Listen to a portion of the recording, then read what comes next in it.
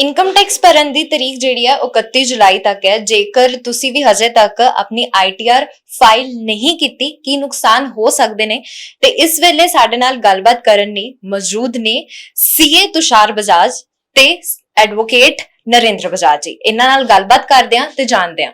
ਸਭ ਤੋਂ ਪਹਿਲਾਂ ਸਰ ਸਾਨੂੰ ਦੱਸੋ ਕਿ ITR ਹੁੰਦਾ ਕੀ ਹੈ? ITR ਦੇਖੋ ਇਨਕਮ ਟੈਕਸ ਰਿਟਰਨ ਹੈ ਜਿਹੜੀ ਸਾਨੂੰ ਇਨਕਮ ਹੁੰਦੀ ਹੈ ਸਾਲ ਦੀ 2,50,000 ਤੋਂ ਉੱਪਰ, ਉਹਦੇ ਵਾਸਤੇ ਰਿਟਰਨ ਭਰਨੀ ਜਿਹੜੀ ਜ਼ਰੂਰੀ ਹੈ। ਔਰ ਇਹ ਜਿਹੜੀ ਰਿਟਰਨ ਹੈ ਇਹ 31 ਜੁਲਾਈ ਤੋਂ ਪਹਿਲੇ ਭਰਨੀ ਜ਼ਰੂਰੀ ਹੈ ਜਿਨ੍ਹਾਂ ਦੀ ਇਨਕਮ 2.5 ਲੱਖ ਤੋਂ ਉੱਪਰ ਹੈ।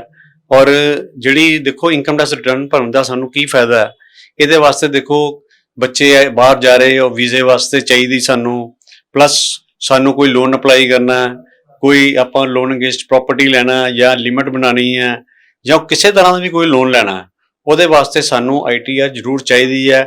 ਔਰ ਇਹਦੇ ਨਾਲ ਕੀ ਹੈ ਕਿ ਜਿਹੜਾ ਐਜੂਕੇਸ਼ਨ ਲੋਨ ਹੈ ਉਹਦੇ ਵਾਸਤੇ ਵੀ ਸਾਨੂੰ ITR ਜ਼ਰੂਰੀ ਹੈ ਜੀ। ਸਰ ਜਿਸ ਤਰੀਕੇ ਨਾਲ ਕੀ ਹੁੰਦਾ ਹੈ ਕਿ ਅਕਸਰ ਲੋਕਾਂ ਨੂੰ ਇਹਦੇ ਫਾਇਦੇ ਜਾਂ ਨੁਕਸਾਨ ਨਹੀਂ ਪਤਾ ਹੁੰਦਾ, ਤੇ ਸਾਨੂੰ ਇੱਕ ਕ੍ਰਿਸਪ ਦੇ ਵਿੱਚ ਤੁਸੀਂ ਦੱਸੋ ਕਿ ਜੇਕਰ ਅਸੀਂ ITR ਨਹੀਂ ਭਰਦੇ ਹਾਂ ਤਾਂ ਕੀ ਉਹਦੇ ਨੁਕਸਾਨ ਹੋ ਸਕਦੇ ਨੇ? ITR ਦੇਖੋ ਨਾ ਭਰਨ ਦੇ ਨੁਕਸਾਨ ਜਿਹੜੇ ਨੇ ਉਹ ਇਦਾਂ ਨੇ ਕਿ ਅਗਰ ਤਾਂ ਸਾਡੀ ਹਾਇਰ ਇਨਕਮ ਹੈਗੀ ਹੈ, ਠੀਕ ਹੈ, ਜਿਹੜੀ ਸਾਨੂੰ ਭਰਨੀ ਚਾਹੀਦੀ ਹੈ, ਅਗਰ ਅਸੀਂ ਨਹੀਂ ਭਰਾਂਗੇ ਆਪਣੀ ITR ਤੇ ਇਨਕਮ ਟੈਕਸ ਦਾ ਨੋਟਿਸ ਆਏਗਾ, ਠੀਕ ਹੈ, ਸਾਡਾ ਕੇਸ ਵੀ ਸਕਰੂਟਨੀ 'ਚ ਲੱਗ ਸਕਦਾ ਵਾ, ਠੀਕ ਹੈ। ਪਹਿਲਾ ਨੁਕਸਾਨ ਤਾਂ ਇਹ ਹੈ ਕਿਉਂਕਿ ਬਹੁਤ ਸਾਰੇ ਲੋਕ ਨੇ ਜਿਨ੍ਹਾਂ ਨੂੰ ਇੰਟਰਸਟ ਇਨਕਮ ਹੈਗੀ ਹੈ, ਪੋਸਟ ਆਫਿਸ ਦੀ ਇਨਕਮ ਹੈਗੀ ਹੈ, ਠੀਕ ਹੈ, ਸੈਲਰੀਡ EMPLOYE ਨੇ ਤੇ ਮਿਊਚੁਅਲ ਫੰਡ 'ਚ ਇਨਵੈਸਟ ਕੀਤਾ ਹੋਇਆ, ਤੇ ਉਹਨਾਂ ਨੂੰ ਬੇਸਿਕਲੀ ਉਹਨਾਂ ਨੂੰ ਇਹ ਹੁੰਦਾ ਕਿ ਅਸੀਂ ਆਪਣਾ ਟੈਕਸ ਕਟਾ ਚੁੱਕੇ ਹਾਂ ਸੈਲਰੀ ਦਾ, ਬਟ ਕਾਫੀ ਸਾਰੀ ਇਦਾਂ ਦੀ ਇਨਕਮ ਨੇ ਜਿਹੜੀਆਂ ਉਹ ਦਾਇਰੇ 'ਚੋਂ ਬਾਹਰ ਰਹਿ ਜਾਂਦੀਆਂ, ਜਿਹੜੀਆਂ ਉਹ ਕੰਪਿਊਟ ਨਹੀਂ ਕਰਾਉਂਦੇ, ਤੇ ਉਹਦੇ ਵਾਸਤੇ ਉਹ ਅਕਾਊਂਟੈਂਟ, ਚਾਰਟਰਡ ਅਕਾਊਂਟੈਂਟ, ਐਡਵੋਕੇਟਸ ਦੀ ਹੈਲਪ ਲੈ ਸਕਦੇ ਨੇ ਤੇ ਆਪਣਾ ਪ੍ਰੋਪਰ ਇੱਕ ਕੰਪਿਊਟੇਸ਼ਨ ਕਰਾ ਸਕਦੇ ਨੇ। ਅਗਰ ਲੇਟਰ ਔਨ ਸਟੇਜ ਤੇ ਅਗਰ ਬਾਅਦ ਵਿੱਚ ਜਾ ਕੇ ਉਹ ਸਕਰੂਟਨੀ 'ਚ ਕੇਸ ਲੱਗਦਾ, ਉਦੋਂ ਅਸੀਂ ਵਿਆਜ ਵੀ ਦਿੰਨੇ ਆ, ਪੈਨਲਟੀ ਵੀ ਦਿੰਨੇ ਆ ਤੇ ਟੈਕਸ ਵੀ ਦਿੰਨੇ ਆ। ਇਸ ਵੇਲੇ ਅਗਰ ਅਸੀਂ ਕਰਾਂਗੇ ਤੇ ਇਹਨੂੰ ਸੈਲਫ ਅਸੈਸਮੈਂਟ ਕਿਹਾ ਜਾਏਗਾ। ਸੈਲਫ ਅਸੈਸਮੈਂਟ ਦੇ ਵਿੱਚ ਤੁਸੀਂ ਸਿਰਫ ਟੈਕਸ ਦੇਣਾ ਵਾ। ਅਗਰ ਰਿਟਰਨ ਅਸੀਂ ਗੱਲ ਕਰੀਏ ਟਾਈਮਲੀ ਭਰਦੇ ਆ, 31 ਜੁਲਾਈ ਤੋਂ ਪਹਿਲੇ ਭਰਦੇ ਆ, ਤੇ ਉਹਦੇ ਕੀ ਫਾਇਦੇ ਨੇ? ਉਹਦੇ ਇਹ ਫਾਇਦੇ ਨੇ, ਇੱਕ ਤਾਂ ਸਾਨੂੰ ਕੋਈ ਵਿਆਜ ਨਹੀਂ ਦੇਣਾ ਪਏਗਾ, ਠੀਕ ਹੈ ਜੀ। ਜਿਹੜੀ ਟਾਈਮਲੀ ਰਿਟਰਨ ਫਾਈਲ ਹੋਏਗੀ, ਅਗਰ ਉਹ 'ਚ ਰਿਫੰਡ ਨਿਕਲਦਾ ਤੇ ਰਿਫੰਡ ਦੇ ਉੱਪਰ ਤੁਹਾਨੂੰ ਸਰਕਾਰ ਵਿਆਜ ਦੇਗੀ, ਠੀਕ ਹੈ। ਅਗਰ ਲੇਟ ਭਰਦੇ ਆ, ਜੇ ਇਨਕਮ ਸਾਡੀ 5 ਲੱਖ ਤੋਂ ਥੱਲੇ ਹੈ ਤੇ 1,000 ਰੁਪਏ ਦੀ ਪੈਨਲਟੀ ਮੈਂਡੇਟਰੀ ਹੈ ਜਿਹੜੀ ਸਾਨੂੰ ਦੇਣੀ ਹੀ ਪਏਗੀ, ਠੀਕ ਹੈ। ਤੇ ਜੇ ਸਾਡੀ 5 ਲੱਖ ਤੋਂ ਆਏ ਉੱਪਰ ਹੈਗੀ ਹੈ ਫਿਰ ਸਾਨੂੰ 5,000 ਰੁਪਏ ਪੈਨਲਟੀ ਦੇਣੀ ਪਏਗੀ, ਨਾਲ ਜੋ ਟੈਕਸ ਬਣੇਗਾ ਉਹਦੇ ਤੇ ਵਿਆਜ ਦੇਣਾ ਪਏਗਾ। ਤੇ ਜਿਹੜੇ ਰਿਫੰਡ ਵਾਲੇ ਕੇਸਿਸ ਨੇ ਉਹਨਾਂ ਦਾ ਨੁਕਸਾਨ ਕੀ ਹੋਏਗਾ? 1,000 ਰੁਪਏ ਦੀ ਪੈਨਲਟੀ, 5 ਲੱਖ ਤੋਂ ਥੱਲੇ ਵਾਲਿਆਂ ਦਾ ਰਿਫੰਡ 1,000 ਰੁਪਏ ਕੱਟਿਆ ਜਾਏਗਾ।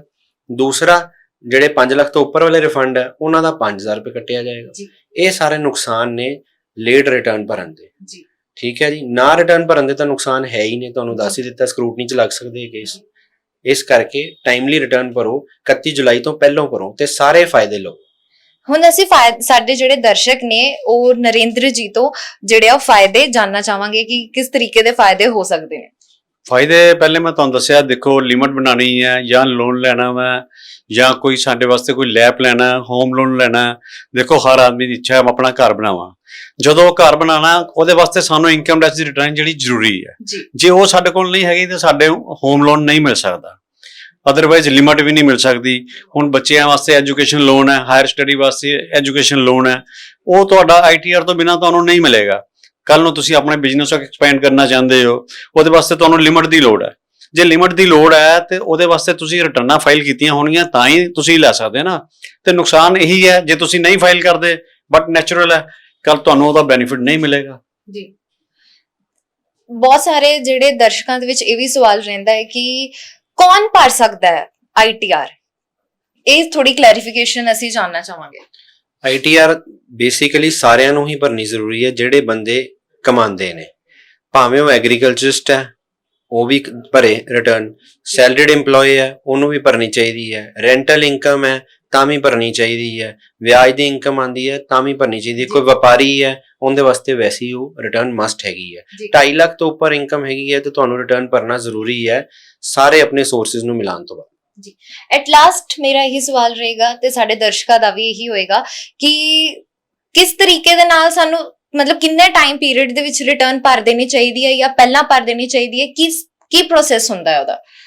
ਇਹਦੇ 'ਚ ਇਹ ਹੈ ਜੀ ਕਿ ਸਰਕਾਰ 31 ਮਾਰਚ ਖਤਮ ਹੋਣ ਤੋਂ ਬਾਅਦ ਤੁਹਾਨੂੰ 4 ਮਹੀਨੇ ਦਾ ਸਫੀਸ਼ੀਐਂਟ ਟਾਈਮ ਦਿੰਦੀ ਹੈ ਕਿ ਤੁਸੀਂ ਆਪਣੀ ਰਿਟਰਨ ਭਰ ਸਕੋ। 31 ਜੁਲਾਈ ਤੋਂ ਬਾਅਦ ਵੀ ਜਾਏਗੀ ਪਰ ਪੈਨਲਟੀ ਨਾਲ ਜਾਏਗੀ, ਠੀਕ ਹੈ। ਇਸ ਕਰਕੇ ਸਾਡੀ ਤੁਹਾਨੂੰ ਇਹੀ ਸਲਾਹ ਹੈ 31 ਜੁਲਾਈ ਤੋਂ ਪਹਿਲੇ ਰਿਟਰਨ ਭਰੋ, ਟਾਈਮਲੀ ਰਿਟਰਨ ਭਰੋ ਤੇ ਸਾਰੇ ਫਾਇਦੇ ਲਵੋ। ਐਟ ਲਾਸਟ ਮੈਂ ਨਰਿੰਦਰ ਜੀ ਕੋ ਇਹ ਜਾਨਣਾ ਚਾਹੂੰਗੀ ਕਿ ਤੁਸੀਂ ਸਾਡੇ ਦਰਸ਼ਕਾਂ ਨੂੰ ਕੀ ਕਹਿਣਾ ਚਾਹੁੰਦੇ ਹੋ ITR ਦੇ ਰਿਲੇਟਡ, ਕਿ ਕਿਸ ਤਰੀਕੇ ਦੇ ਨਾਲ ਉਹਨਾਂ ਨੂੰ ਜਿਹੜੇ ਪ੍ਰੋਨਸ ਐਂਡ ਕੌਨਸ ਦਾ ਪਹਿਲਾਂ ਹੀ ਧਿਆਨ ਰੱਖ ਲੈਣੇ ਚਾਹੀਦਾ? ਮੈਂ ਦੇਖੋ ਜੀ ਆਪਣੇ ਦਰਸ਼ਕਾਂ ਨੂੰ ਇਹੀ ਸਲਾਹ ਦਊਂਗਾ ਕਿ ਜਿਹੜੀ ਆਪਣੀ ITR ਹੈ ਉਹਨੂੰ ਇਨ ਟਾਈਮ ਭਰੋ। ਪਹਿਲੀ ਗੱਲ ਤਾਂ ਆਪਾਂ ਪੈਨਲ ਇਲੈਕਸ਼ਨ ਤੋਂ ਬਚੀਏ, ਜੀ ਸਰਕਾਰ ਸਾਡੇ ਤੇ ਕੋਈ ਪੈਨਲ ਇਲੈਕਸ਼ਨ ਨਾ ਲਵੇ। ਔਰ ਦੇਖੋ ਜਦੋਂ ਅਸੀਂ ਰਿਟਰਨ ਨਹੀਂ ਫਾਈਲ ਕਰਦੇ 2 ਸਾਲ ਜਾਂ 3 ਸਾਲ, ਉਸ ਤੋਂ ਬਾਅਦ ਸਾਡਾ ਪੈਨ ਵੀ ਦੇਖੋ ਖਰਾਬ ਹੁੰਦਾ ਹੈ, ਸਾਡਾ ਸਿਬਲ ਖਰਾਬ ਹੁੰਦਾ ਹੈ। ਬੈਟਰ ਹੈ ਕਿ ਆਪਾਂ ਰਿਟਰਨ ਇਨ ਟਾਈਮ ਭਰੀਏ, ਪੈਨਲ ਇਲੈਕਸ਼ਨ ਤੋਂ ਬਚੀਏ ਔਰ ਜਿਹੜੀ ਸਾਨੂੰ ਬੈਨੀਫਿਟ ਮਿਲਦੇ ਆ ਸਰਕਾਰ ਵੱਲੋਂ ਆਪਾਂ ਉਹ ਬੈਨੀਫਿਟ ਗੇਨ ਕਰੀਏ। ਜੀ, ਜਿਵੇਂ ਕਿ ਤੁਸੀਂ CA ਤੁਸ਼ਾਰ ਜੀ ਕੋ ਜਾਣਿਆ ਤੇ ਐਡਵੋਕੇਟ ਨਰਿੰਦਰ ਜੀ ਨੇ ਵੀ ਦੱਸਿਆ ਕਿ ITR ਭਰਨ ਦੇ ਬਹੁਤ ਫਾਇਦੇ ਨੇ, ਤੇ ਤੁਸੀਂ ਵੀ ਟਾਈਮ ਦੇ ਨਾਲ ਹੀ ITR ਭਰੋ ਤੇ ਸਾਨੂੰ ਕਮੈਂਟ ਸੈਕਸ਼ਨ 'ਚ ਆਪਣੀ ਰਾਏ ਦਿਵੋ। ਕੈਮਰਾਮੈਨ ਮਨੀਸ਼ ਦੇ ਨਾਲ ਮੈਂ ਜੰਨਤ ਸ਼ੁਭ, ਪੰਜਾਬੀ ਬੁਲੇਟਿਨ ਜਲੰਧਰ।